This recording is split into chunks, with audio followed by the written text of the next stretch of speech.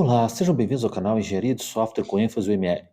Eu sou o professor Denis Guedes e eu já atuo na área de modelagem de software há vários anos. Eu tenho 4 livros publicados sobre o assunto e eu já ministrei diversas palestras e cursos técnicos sobre modelagem de software utilizando a linguagem UML.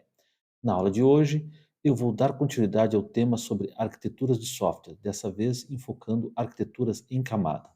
Então vamos iniciar a nossa aula.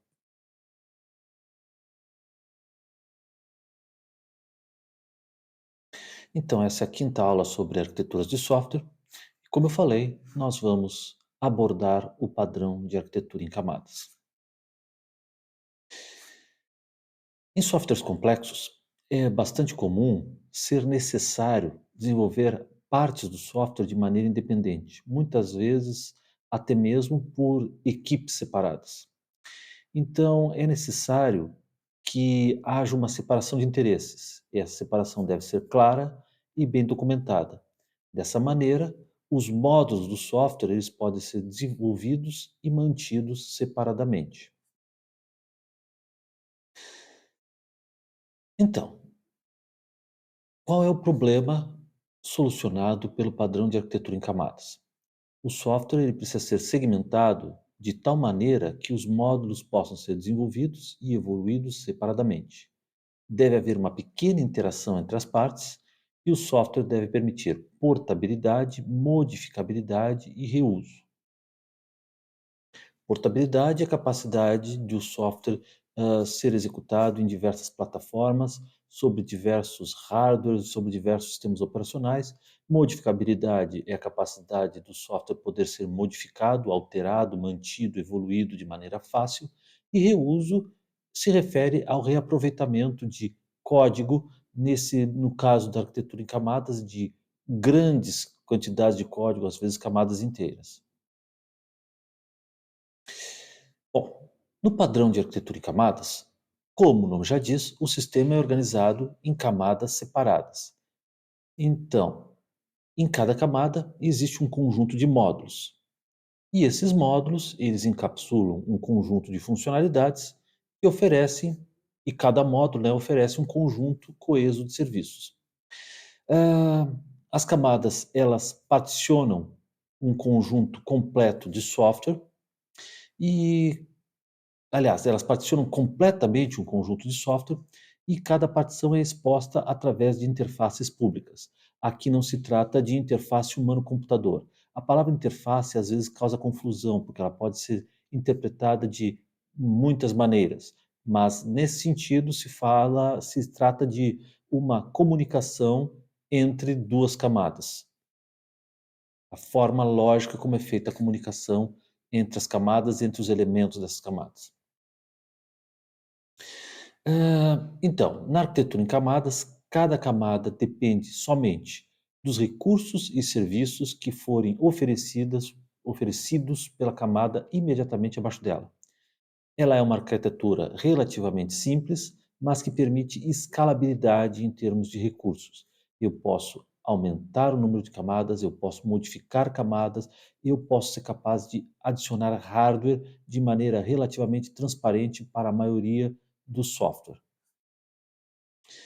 Ah, essa arquitetura, ela permite o desenvolvimento incremental de sistemas e quando uma camada ela é desenvolvida, alguns serviços já podem, ser disponibilizados para que os usuários os utilizem. Essa arquitetura também é facilmente modificável e ela tem um alto grau de portabilidade. Enquanto a interface lógica de uma camada ela permanecer inalterada, a camada inteira pode ser substituída por outra. As interfaces lógicas são a forma de comunicação entre as camadas. Então, se a interface em si se mantiver, se ela não for modificada, eu posso substituir toda uma camada apenas mantendo a forma como é feita a comunicação entre as camadas. E quando a camada de interface com o usuário muda ou tem novos recursos adicionados, somente a camada adjacente será afetada. Hã, Sistemas em camadas, eles alocam a dependência de hardware em camadas internas, nas mais baixas.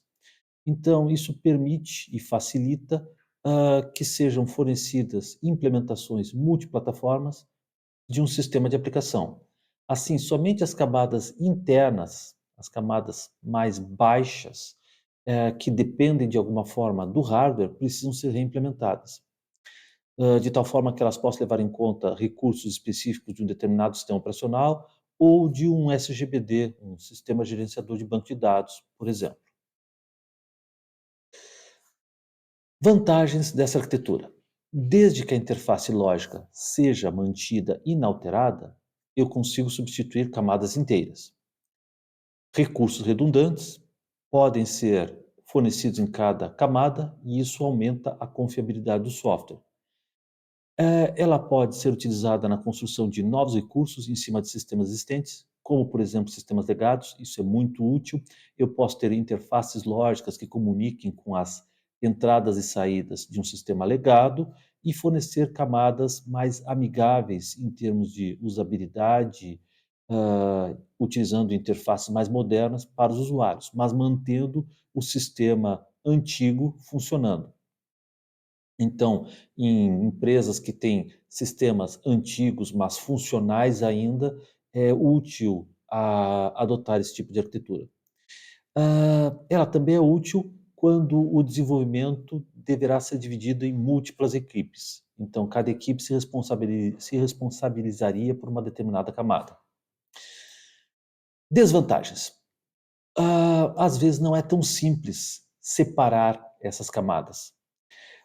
Pode acontecer de uma camada de alto nível precisar interagir diretamente com uma camada de baixo nível. O correto é que ela interagisse diretamente com a camada abaixo dela. Então, às vezes não, às vezes é necessário uma interação direta com uma camada de baixo nível. Isso pode prejudicar bastante essa arquitetura. E também nós temos um problema de desempenho. Embora segurança e confiabilidade sejam características fortes da arquitetura em camadas, o desempenho pode não ser tão bem suportado se há necessidade de acessar recursos ou informações que estão em camadas mais baixas. Então, é necessário várias interpretações de uma solicitação de serviço que deverão ser processados em camada por camada. Isso pode deixar o sistema mais lento. Por outro lado, em sistemas que a questão de proteção é importante, ou seja, garantir que recursos não possam ser acessados por pessoas não autorizadas, o padrão de arquitetura em camadas pode ser útil.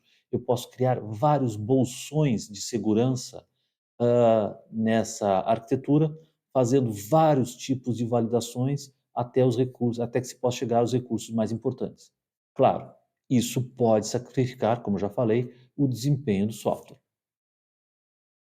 Bom, aqui nós temos uma figura tirada do Somerville. Aliás, o livro de engenharia de software do Somerville foi uma das principais fontes para montar essa apresentação.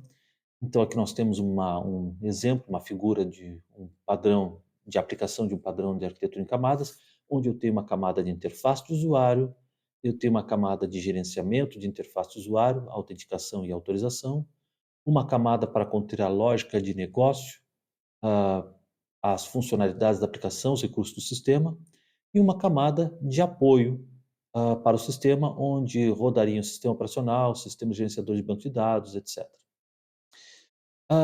Aqui nós temos também um exemplo de padrão de arquitetura em camadas, dessa vez utilizando o diagrama de pacotes da OML, um exemplo bem simples, nós vamos apresentar um exemplo um pouco mais complexo depois, que envolve uma camada de apresentação, representada por um pacote, uma camada de negócio, onde estará contida a lógica do negócio, uma camada de persistência, onde os objetos das classes de entidades serão gravados em disco.